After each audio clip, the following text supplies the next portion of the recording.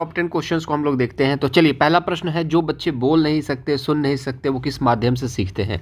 तो जो बच्चे बोल नहीं सकते, वो जैसे कि आपने देखा होगा कि जो बच्चे सुन नहीं सकते, जब वो सुनेंगे ही नहीं तो भाषा सीखेंगे कैसे? अगर वो बोलना भी चाहते हैं, अगर वो बोल भी सकते हैं, उतनी कैपेबिलिटी है, लेकिन वो सुनते ही नहीं है, तो भाषा सीख नहीं पाते और जीवन भर कभी भी बोल नहीं पाते हैं। तो ये भी चीज़ होता है, अगर आपके कान खराब है तो बच्चा कभी जीवन में बोल नहीं सकता। तो ये भी रीज़न है, क्योंकि सुनेगा नहीं तो बोलेगा नहीं। तो वो किस भाषा में बात करते हैं? वो सांकेतिक भाषा में, जिसको साई लैंग्वेज बोलते हैं। साई मतलब क्या होता है? कि इशारा, मतलब कि संकेत। ठीक है। मातृभाषा की बात करें, जो भाषा आप सीखते हो माता पिता से, वो मातृभाषा। स्थानीय भाषा के बारे में गार्डनर ने बताया है, ठीक है, कि जो जिस स्थान पे जो रहता है उस स्थान के हिसाब से बातें करने लगता है। जैसे प्रकृति है, फिर उसके बाद स्थानीय भाषा है, डांसर है, नृत्य है, इन सभी चीज़ों के बारे में गार्डनर ने बताया। हम लोगों ने कल के वीडियो में डिस्कस करा था। लेकिन एक चीज़ जो छूट गया वो है आपका ब्रेल लिपि। ब्रेल लिपि 4 जनवरी को मनाया जाता है। ये परीक्षा बार बार पूछ देती है। और ब्रेल लिपि को छू करके हम लोग पढ़ते हैं।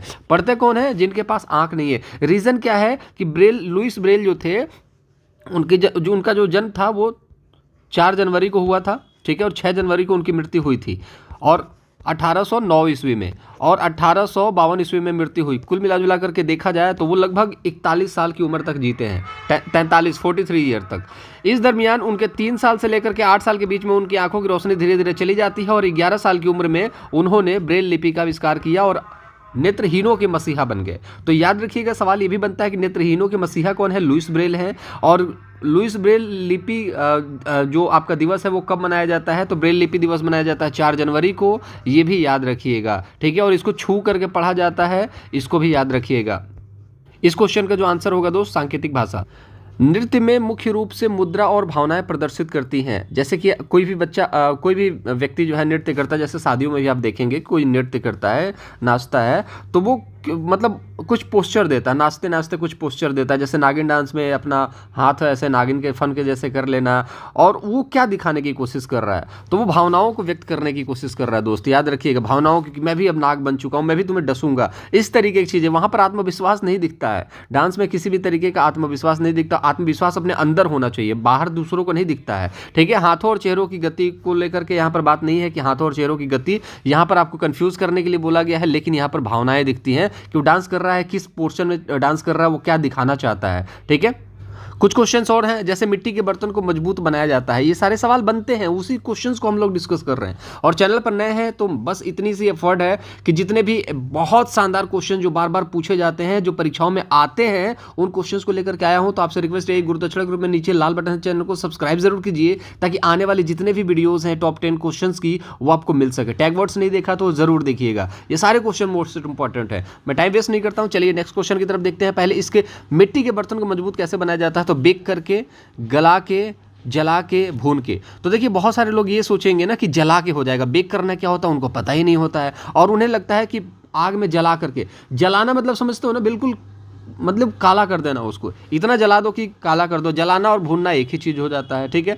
लेकिन बेक करना अलग चीज़ होती है। बेक करना, जैसे आपने देखा होगा बेकरी का शॉप, जहाँ पर ब्रेड को बेक किया जाता है, उतना ही पकाया जाता है जितना उसके लिए इंपॉर्टेंट है। तो मिट्टी के घड़े को उतना ही आपको करना है जितना उसके लिए इंपॉर्टेंट है, अदरवाइज वो टूट जाएगा, ठीक है। तो याद रखिएगा, बेक करना इंपॉर्टेंट है। बेक मतलब बेकरी, बेकरी से ब्रेड, याद रखिएगा, उतना ही उसको पकाया जाता है जितना इंपॉर्टेंट है। तो मिट्टी के बर्तन को बेक किया जाता है।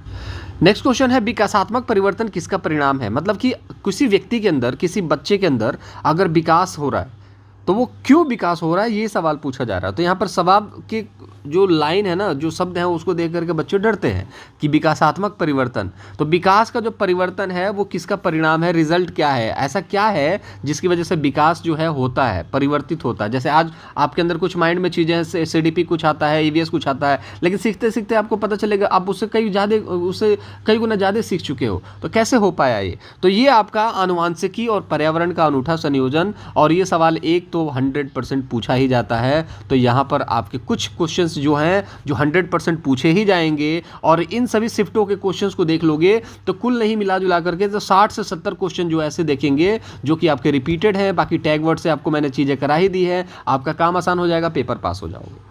अब यहाँ पर थोड़ा सा बच्चा कंफ्यूज हो जाता है इस क्वेश्चन को लेकर के, निम्न में से कौन सा अधिगम के लिए आकलन का उदाहरण है। तो बच्चे यहाँ पर क्या करते हैं, पोर्टफोलियो लगा के आ जाते हैं। तो पोर्टफोलियो अधिगम के लिए नहीं बनाया जाता है, पोर्टफोलियो बनाया जाता है आपके कहीं ना कहीं एक्टिविटी को देखने के लिए, आपको जांचने के लिए, आपका मूल्यांकन करने के लिए। ठीक है, तो अधिगम के लिए आकलन अलग चीज़ होती है और मूल्यांकन अलग चीज़ होता है, जो कि साल भर का मूल्यांकन होता है। तो यहाँ पर सप्ताह में दिए जाने वाला प्रदत्त कार्य बार बार पूछा जाता है, बच्चे पोर्टफोलियो लगा के आते हैं, पोर्टफोलियो गलत होगा। सप्ताह में दिया जाने वाला प्रदत्त कार्य मतलब प्रदत्त मतलब असाइनमेंट। ठीक है, जो चीज़ पढ़ाया हमने उसका असाइनमेंट दे दिया और उसको बच्चा करता है। इससे क्या होता है कि अधिगम का आकलन होता है कि बच्चा ने एक हफ्ते में क्या सीखा, फिर अगले हफ्ते में क्या सीखा, और इन्हीं सभी आकलन को एक नोट बना करके पोर्टफोलियो के रूप में कि बच्चे का रिकॉर्ड कैसा है, बच्चा किस तरीके से सीखने की कोशिश कर रहा है, वो सारी चीज़ें पोर्टफोलियो का रूप होता है। ठीक है, लेकिन फिलहाल के लिए आकलन के लिए ये इंपॉर्टेंट है। तो दोस्तों यहाँ पर एक नया क्वेश्चन है आप लोगों के लिए कि भाषा जागरूकता के बारे में क्या सही है। इसमें संज्ञात्मक रूप से लाभ है। ठीक है, इसमें किसी प्रकार का कोई लाभ नहीं है, कोई लाभ नहीं है, गलत हो गया। व्याकरण को जानना है, बिल्कुल गलत, निर्धारित अवधारणा है, नहीं। देखिए, भाषा जागरूकता जो है वो किस के बारे में सही है, इसमें संज्ञानात्मक रूप से लाभ है, क्योंकि आप भाषा जानते हो, हम भी भाषा जानते हैं, तो इससे हमारा दिमाग भी विकसित होगा, तो ज्ञान भी विकसित होगा। संज्ञानात्मक के बारे में पियाजे क्या कहते हैं, संज्ञान मतलब कि ज्ञान, कॉग्निटिव। ठीक है, तो यहाँ पर जितना जल्दी बच्चा भाषा सीखता है उतना ही उसका ज्ञान होता है। जैसे जैसे बच्चा बड़ा होता जाता है उसका भाषा जो है, भाषा का लेवल बढ़ता जाता है। ठीक है, तो भाषा जागरूकता, भाषा के बारे में जानना, ये संज्ञानात्मक रूप से लाभप्रद है, इसको याद रखेंगे। यहाँ पर देखेंगे एक प्रश्न ऐसा है जो बच्चे गलती करते हैं, आप फटाफट कमेंट बॉक्स में बताइएगा इसका आंसर क्या होने वाला, बट फिर भी मैं बता देता हूँ। आप मेरे बताने से पहले जरूर कमेंट बॉक्स में लिख दीजिएगा कि इसका आंसर क्या होगा। देखिए, भाषा व्याकरण के बारे में बात करें तो वो तो निगेटिव हो गया। एप्लीकेशन, दो एप्लीकेशन का मिश्रण की बात करें तो बिल्कुल गलत बात है। अब जब दो एप्लीकेशन के मिश्रण की बात करें तो वो तो रायता की बात हो जाती है ना, रायता फैल जाएगा। अब यहाँ पर देखेंगे दो भाषाएं की बात करी जा रही हैं, तो यहाँ पर बात सिखाने की नहीं है, दो भाषाएं सिखाना गलत होता है, इस चीज़ को याद रखिएगा। मातृभाषा में सीखना अलग चीज़ होता है और तीन भाषाओं को के साथ सीखना अलग होता है, लेकिन दो भाषाएं सिखाना ये गलत होता है। तो देखिएगा, पारंपरिक अधिगम और वेब आधारित ऑनलाइन उपागम का मिश्रण होना चाहिए, और ये जो है वेब, इसको लेकर के निगेटिव नहीं करना है, ये पॉजिटिव साइन है। ठीक है, पश्मीना शॉल किस जानवर से मिलती है। तो पश्मीना शॉल के बारे में बच्चों को पता होना चाहिए, पूछा जाता है। तो ये बकरी से मिलती है और 5000 किलोमीटर ऊपर ये एक बकरी रहती है, प्रजाति है, और यहाँ पर बहुत बारीकी से पश्मीना शॉल बनाया जाता है। 250 घंटे से भी ज़्यादा लग जाता है एक शॉल को बनाने में। ठीक है, और कीमत बहुत ज़्यादा है, बट कीमत के बारे में यहाँ पर सवाल नहीं पूछा जाता है, बट ये है कि पश्मीना शॉल किस जानवर से मिलती है, बकरी से मिलती है, जम्मू कश्मीर में मिलता है, इस चीज़ को याद रखेंगे। चलिए, एक प्रश्न हम लोग यहाँ मैथ पेडागोगी से लेकर के आते हैं। मैथ पेडागोगी जो है उससे लेते हैं, निम्न में से कौन सी गणित में समस्या समाधान का रणनीति नहीं है। तो यहाँ पर देखेंगे सॉल्विंग बैकवर्ड्स, पश्चिगामी रूप से हल करना, ये ठीक है। ग्राफिक रिप्रेजेंटेशन, ये भी इंपॉर्टेंट है।